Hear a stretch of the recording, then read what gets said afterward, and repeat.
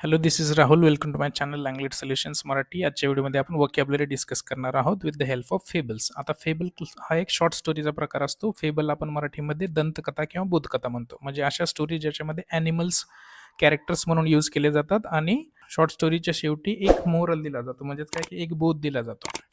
So the name of the short story is the hare and the tortoise. So tortoise आणि hare हे दोन्ही शब्द तुम्हाला जरी अनोळखी वाटत असते तरी तुम्हाला यांचे सिनोनिम्स माहीत आहेत, म्हणजे यांच्यासाठीचे दुसरे शब्द तुम्हाला माहीत आहेत. आता हेअर म्हणजेच काय, ससा.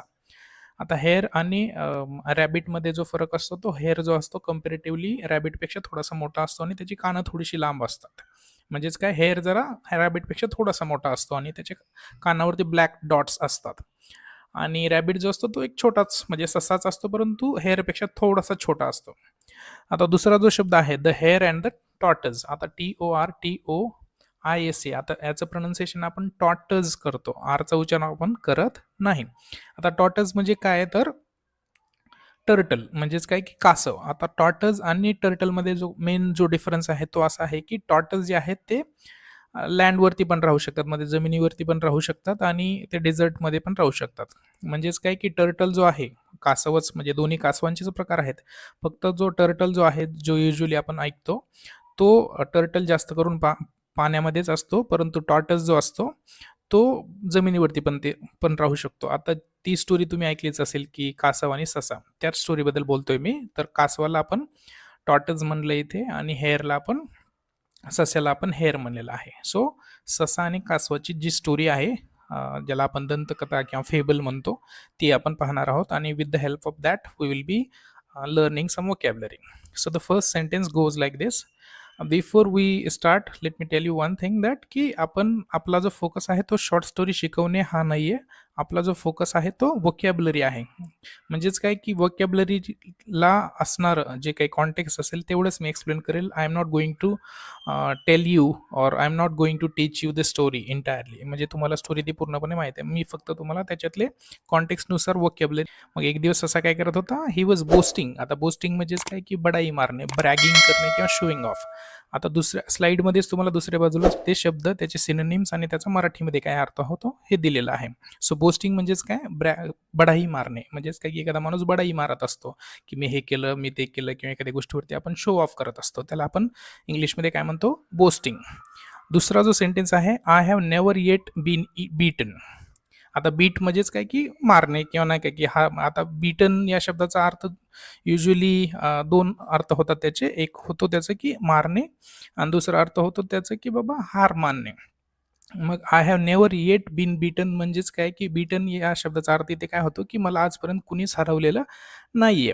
I challenge anyone here to race with me. आता रेस हा शब्द तर तुम्हाला माहीतच आहे. आता चॅलेंज हा शब्द सुद्धा बेसिक लेवलचाच आहे. चॅलेंज म्हणजेच आवाहन, ज्याला आपण हिंदीमध्ये चुनवती वगैरे म्हणतो. A dare or a competition.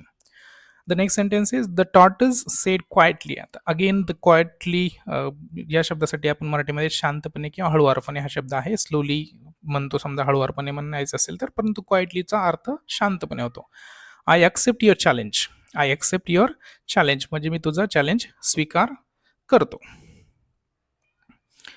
The next, the hare darted almost out of sight at once.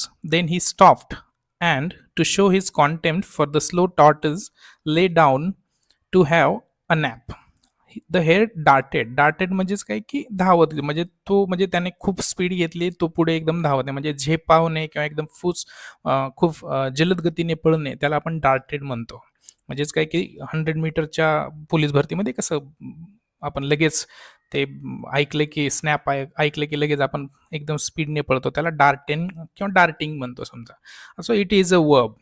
So याचा अर्थ काय होतो, धावणे, परंतु कसं धावणे, एकदम जलद गतीने धावणे आणि अचानकपणे धावणे.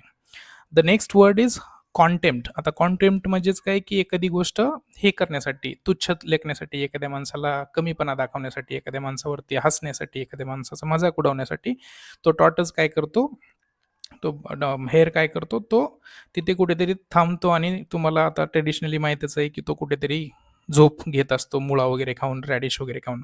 ले down to have a nap. आता नॅप हा शब्द तुम्हाला माहीतच आहे की नॅप म्हणजेच काय की एक आपण थोडीशी जी झोप घेतो त्याला आपण नॅप म्हणतो. आता पॉवर नॅप हा शब्द पण तुम्हाला माहीतच असेल. The next sentence, meanwhile the tortoise plodded on and on, never stopping, never looking back.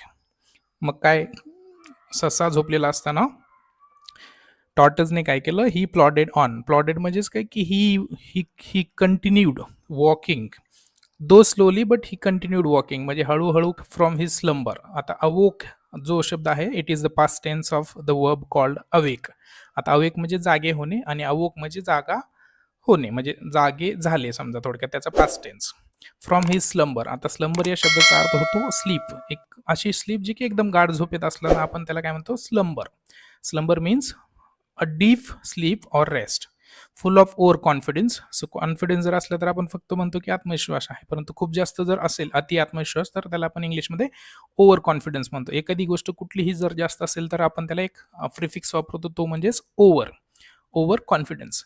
He saw the tortoise just near the winning post. आता विनिंग पोस्ट म्हणजेच काय की कुठलंही रेस असू दे किंवा कुठली एखादी स्पर्धा असेल, त्याच्या सुरुवाती म्हणजे सगळ्यात शेवटी जे एक लाईन ठेवलेली असते त्याला आपण विनिंग पोस्ट म्हणतो. म्हणजेच काय की ही लाईन जर क्रॉस केली किंवा म्हणजे this is the line where the winner will be announced, मग विनिंग पोस्ट. म्हणजेच काय की रेस जिथून चालू होते आणि जिथे रेस संपते त्याला विनिंग पोस्ट म्हणतो आपण इंग्लिशमध्ये. त्याला मराठीमध्ये काय म्हणतो, I am not very sure, विजय रेषा आपण म्हणतो मराठीमध्ये त्याला. The next line is, he could not run in time. तो वेळेत धावू शकला नाही. The victorious tortoise said plodding wins the race. The victorious म्हणजेच काय की एकदम विजयी. विक्टरी म्हणजे, विक्टरी या शब्दाचा अर्थ होतो विजयी, आणि तो ॲडजेक्टिव्ह आहे तो काय म्हणतो, विक्टोरियस टॉर्टस. विक्टोरियस म्हणजेच काय, हॅव्हिंग ऑफ वॉन किंवा सक्सेसफुल किंवा एकदम विजयी असणारा टॉर्टस काय म्हणतो की, म्हणजे तो moral of the story share करतोय. The plodding wins the race म्हणजेच काय की slow and steady wins the race. म्हणजेच काय की कुठलंही काम सातत्याने जर हळुवारपणे किंवा थोडं थोडं थोडं थोडं जर कंटिन्युअसली सातत्याने जर करत राहिलं तर एक दिवस आपल्याला यश नक्कीच भेटतं. हे ते या शॉर्ट स्टोरीमधून सांगितलेलं आहे. So the hare and the tortoise, these are the words that we can learn from this short story. Thank you so much.